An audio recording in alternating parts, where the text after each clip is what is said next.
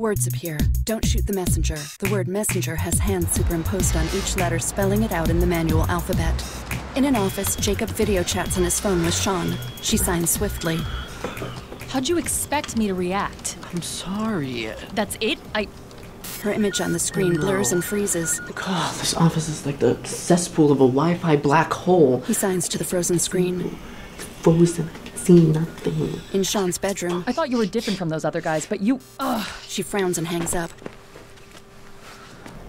A woman sits at a desk nearby. Jacob puts down his phone. He talks to himself. This is not the time and place for that conversation, Jacob. Shawn, massaging her temples, faces a computer screen. On it, she sees a woman wearing a headset. She is signing. His phone is ringing. Jacob checks his phone. Calling me? Still ringing. Jacob answers and puts the phone to his ear. Hey. Hi, this is a sign language interpreted phone call. Yeah, I know who it is. Go ahead. The woman nods to Shawn, who now signs. Listen, Jacob, I think we need to take some time apart. No. Honestly, I thought that you'd be different. Please, no, can we just... I need time and space to think. Shawn, I'm so sorry. I'm sorry. I can't have this important conversation with you through a sign language interpreter who sounds like Paula Dean. The interpreter frowns. Look, Jacob, let's just take some time apart. I need to think. No. Your caller has disconnected. Have a blessed day. Jacob looks at the phone, then puts it down. Suddenly, the woman from the nearby desk pushes past his chair. He follows her. In another office, a man fondles a smiling woman's blonde hair. Thank you. The other woman bursts in. Brian? Jacob follows behind. The blonde leaves. The other woman signs vigorously. Jacob interprets. You didn't tell me this was going to be a consumer-facing pilot. We're not putting treadmill desks in the business centers of our hotels across the country for the public to use. I thought we were talking about a small pilot in our corporate office in D.C. It's not your place to be running a consumer-facing pilot. That's a brand decision. Jacob looks at us. No matter how long I've known her and no matter how long I've been her interpreter, I still always get butterflies in my stomach when she uses my voice to yell at people. He turns back. It's just supposed to be a pilot for... No, Ryan, listen to me. The brand team would never even authorize a pilot like that because they've got a million other priorities on the docket right now and they're staring down the barrel of budget cuts. By the way, where are the Nike contracts that I asked you for? I was gonna do those. Well, maybe if you spent a little less time stooping the interns and a little bit more... Did she really just say stooping? It was an interpretation. Shagging, screwing, sleeping with, messing around. Look at me! The woman points to her eyes. Maybe if you spent a little less time on the interns and a little bit more time doing your actual job, maybe we could finish one of the dozen projects we've got on the docket before the end of this quarter. Find the contracts that I asked for, flag the details I need, and get them to me right away. I need them on my desk by 1. She storms out. Jacob scurries after her. She struts down the hall, Jacob following. She turns to him and signs. You get everything I said? Yeah. Did you make me sound like a boss? Jacob blows on his nails, buffs them on his shoulder, and smiles. Now the two sit at an outdoor table by a fountain in the park. The woman sips soup. Jacob signs. We were working it out. That crappy-ass Wi-Fi in your office cut out right in the middle of everything. He throws his hands in the air. You gotta move on. Let it go.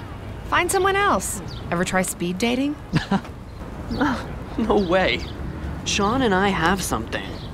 Give her space. Don't do your needy, clingy thing. What are you talking about? She looks down and tightens her lips before signing again.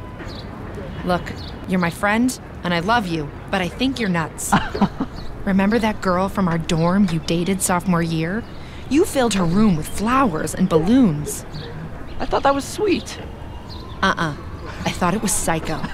And so did the girl and her roommate.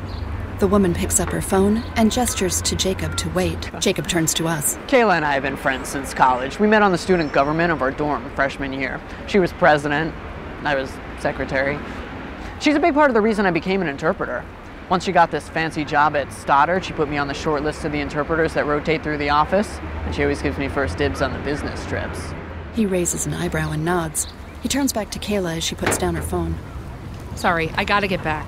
I have to send these emails before they go to bed in Barcelona. She looks at her phone, notices something, and looks back at him. I see you again Friday? Yep. I've got that pitch with the senior VP. I know. I'll work on my boss voice. She nods to him, starts to get up, then turns back. Hey, no flowers, no balloons. Got it? I got it. She leaves. He pulls out his phone and taps out a phone number.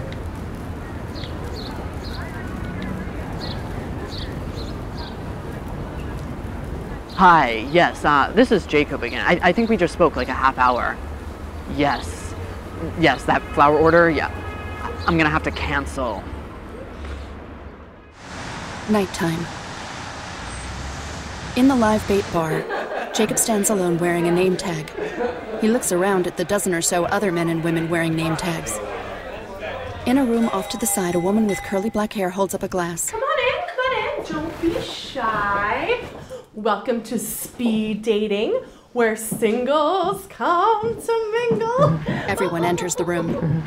We are ready to start. Everyone take your seats. Gentlemen to the left, ladies on the right. Around a long table. When I say go, we are going to put 2 minutes on the clock, and you can start your reading and your greeting.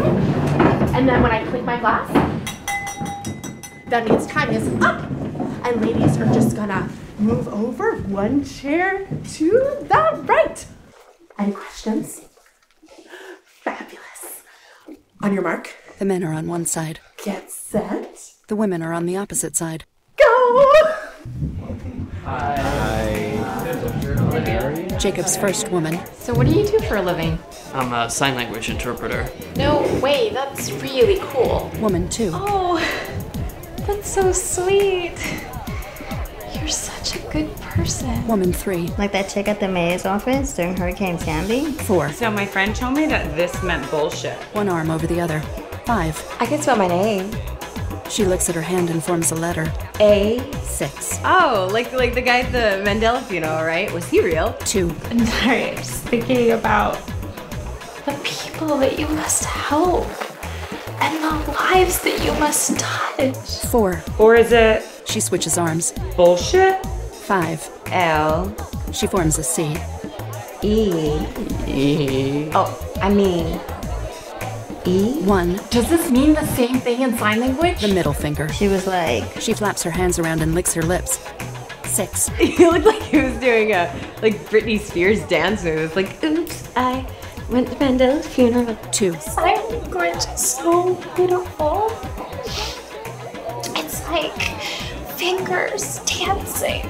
Jacob nods and grimaces, then shrugs. Woman 5. X. 3. so can you read Braille? He closes his eyes. No. 1. You totally look like that Facebook guy, Mark Zuckerberg. 5. A. Is that right? 7. I'm actually hard of hearing, Jacob smiles. so I don't date interpreters. Jacob's cheerful smile deflates. Transition to black. A title, Don't Shoot the Messenger, directed by Jules Dameron. Jacob was played and voiced by Craig Fogel. Kayla was played by Maleni Chaitoo and voiced by Kim Hale. Shawn was played by Alexandria, Wailes and voiced by Bridget McMillan. Brian was played by Nawel Gorosito. The speed dating hostess was played by Sarah Ashley Zeiger. The speed dating women were Melanie Ehrlich, Candice Marie Bennett, Roby Madison Park, Tiffany Geigel, Rebecca Miller, Samantha Marie Laredo, and Eli Polly. Created by Craig Fogel. Written by Craig Fogel, Andrew Fisher, Jon McGinty, and Onudeah Nicolarakis. Executive producers Craig Fogel, Maleni Chaitoo, and Jessica Wasserman. Associate producers Chip Bryan, Nina Bryan, Mike Daddio, Sarah Fogel, and Jason Hain. Cinematography by Jon Mayer. Edited by Chris Besecker and Nadia Lessie. Line producer Melissa Jones. On-set interpreters Candice Brecker-Penn, Heidi Johnson, Kat Katona, Veronica Staley, and Lynette Taylor. Director of Marketing Joanne Dean. Special thanks to Adam Richland and Quiet Lights, Samarun and Donraj Chaitoo, Sheldon Fogelman, David Budinger, Lon and Jackie Fogel, Manny Garcia Lessie, Jess and Mark Beha, Vivian and Leonard Berkman, Adam T. Hartsold, Pamela Janice, Howard and Leslie Goldberg, Melissa Greenlee, Kathy Markland, Leslie B. Marcus, Simon McNaghy, Jeffrey Mansfield, Aisha M. Matthews and Pixink, Carol Schneider, Sign Language Center, Janet Silverstein, Annie Weigand. To subscribe on Twitter, use @TheMessengerASL. For Facebook, use Facebook.com/TheMessengerASL. Audio description sponsored by Woman of Her Word. Produced by Michelle Spitz and Cliff Hahn. Subtitle reading sponsored by a grant from New York Women in Film and Television. Audio description voiced by Aaron DeWard.